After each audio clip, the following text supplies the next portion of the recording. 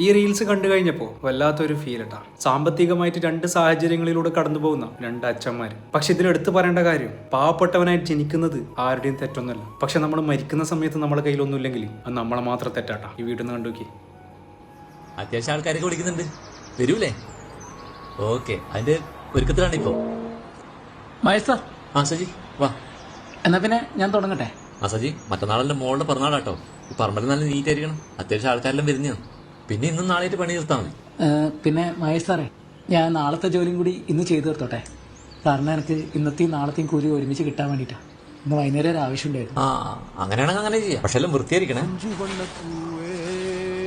ആ ഞാനൊരു 10,000 ടോയ് ആണ് ഓർഡർ ചെയ്തത്. കറക്റ്റ് അത് തന്നെ അയക്കണേ.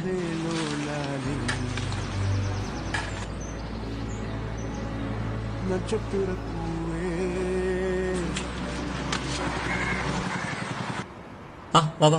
സാറ് 100 പേര് പരിപാടിയല്ലേ, അപ്പൊ നമുക്കൊരു 5 kg കേക്കെങ്കിലും വേണ്ടേ? പ്രീമിയം ക്വാളിറ്റി ആവുമ്പോ ഒരു 10,000 എങ്കിലും ആവും. അത് കുഴപ്പമില്ല, അങ്ങനെ ചെയ്യാം. പിന്നെ ഡെക്കറേഷൻസ് എല്ലാം കൂടി കൂട്ടിയിട്ട് അറൗണ്ട് ഒരു 30,000 to 40,000. അത് കുറക്കണ്ട, നല്ല രീതിയിൽ തന്നെ ചെയ്തു. പിന്നെ ഫുഡിനാണെങ്കിൽ പെർ പ്ലേറ്റ് ഒരു 700 രൂപയാവും. 700 അല്ലേ? ഓക്കെ, എന്നാ ശരി സാർ, ഇന്ന് വൈകുന്നേരം തന്നെ അറേഞ്ച്മെന്റ്സ് സ്റ്റാർട്ട് ആ ശരി. ഓക്കെ, താൻ പറഞ്ഞ പോലെ 2 ദിവസത്തെ പൂജയുണ്ട്.